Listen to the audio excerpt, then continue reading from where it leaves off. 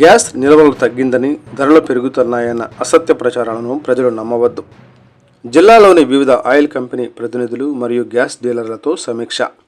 జిల్లాలో గ్యాస్కు ఎలాంటి ఇబ్బంది లేదు.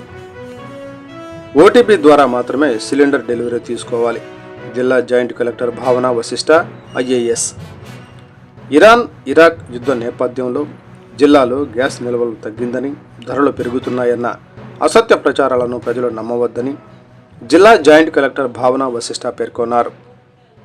శనివారం జిల్లా కలెక్టరేట్లోని పీజీఆర్ఎస్ హాల్ నంది జిల్లా పౌర సరఫరాల అధికారి జమీర్ బాషా జిల్లాలోని వివిధ ఆయిల్ కంపెనీ ప్రతినిధులు మరియు గ్యాస్ డీలర్లతో గ్యాస్ ధరలు, గ్యాస్ నిల్వ మరియు ధరల వంటి అంశాలపై జాయింట్ కలెక్టర్ సమీక్షా సమావేశం నిర్వహించారు.